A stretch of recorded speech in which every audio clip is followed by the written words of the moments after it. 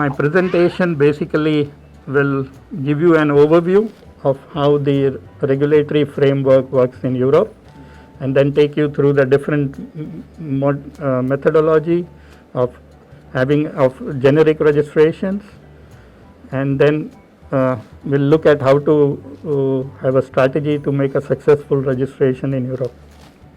As we know that Europe is one of the very is one of the largest integrated region in the world, and it was established more predominantly after the Second World War, and it has a unified economic and monetary system, promotes inclusion, combats discrimination, breaks down barrier to trade. So it's a single market for the world, and for pharmaceutical also it has become a single market. There are today Europe is considered as a role model of harmonization for the rest of the world.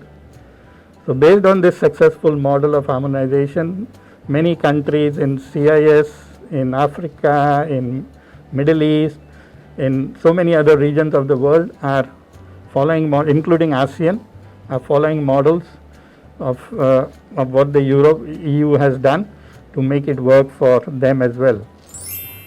As we know, most of the EU consists of 27 member states, and even though they are of different language, they are all independent countries, have different language, have different currencies, but they were able to harmonize all of them and bring them all to the same level.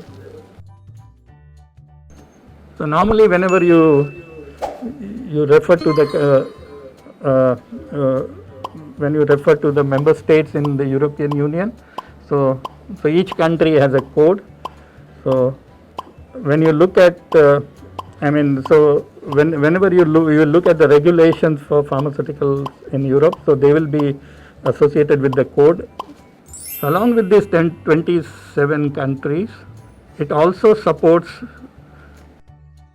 3 countries from the European Economic Area, which is Iceland, Norway, and Liechtenstein, and it also has a bilateral agreement with Switzerland, and though Switzerland is not directly a part of EU, but it has implemented most of the EU GMP and GDP guidance. So these are the codes for the other EFTA countries.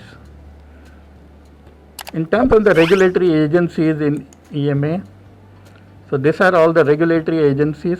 These are all the names of the regulatory agencies and the websites, which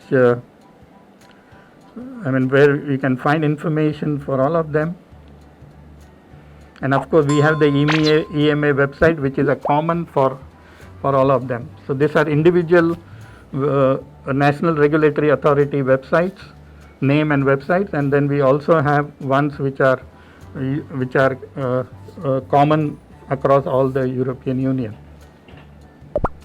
So basically, going to the type of drug applications, today Europe has, we know that it is managed, the member states form the European Medicine Agency, EMA. So we have national authorization, we have mutual recognition procedure, we have decentralized procedure, and then we have the centralized procedure. So, So these are the 4 procedures today we have for registration of a product in Europe. The national authorization, mutual recognition procedure, decentralized procedure. For these 3 procedures, you can register the products which are not allowed to register in the centralized procedure. Okay, so generic drug registration falls in these 3 categories. So you can do, for a generic drug registration, you can follow either a national authorization, a mutual recognition procedure, or a decentralized procedure. Whereas for products having NCEs or biosimilars, and those kind of products go through the centralized procedure. The national authorization is similar to what we do in ASEAN also, that we register product in each country individually. So the same procedure also applies to Europe as well, that the company can decide to register product in one member state only. The mutual recognition procedure, in case you have a national registration in one member state and then you want to now extend that registration of the same product in some other countries as well, in some other member states as well. So for there you can follow the mutual recognition procedure. So the national registration becomes your reference member state, it becomes your RMS. It automatically, if you follow that route, then it automatically becomes your RMS, and the other countries which you want to include for those product becomes your concerned member states, the CMS. So this one shortens your registration. We shall look at it, what is the advantage of this procedure in the subsequent slides. In the decentralized procedure, suppose you do not have a product registered in Europe and you want to register in 5 countries in Europe at the same time.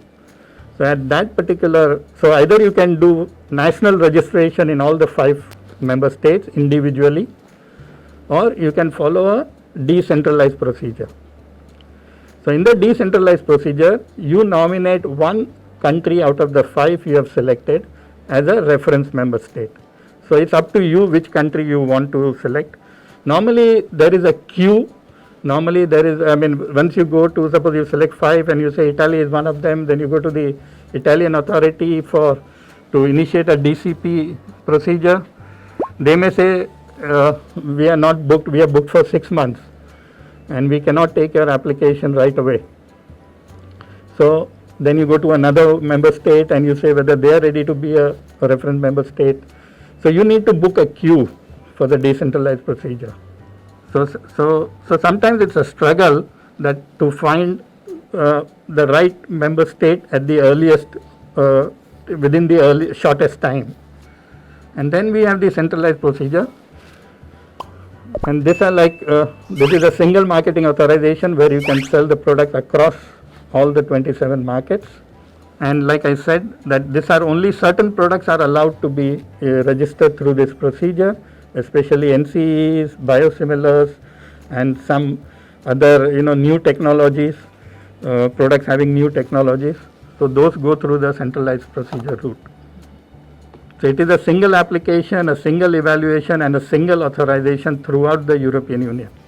And only certain medicines are eligible for the centralized procedure. So like I said, for the generic, we have the national procedure, we have the mutual recognition procedure, and then we have the DCP procedure.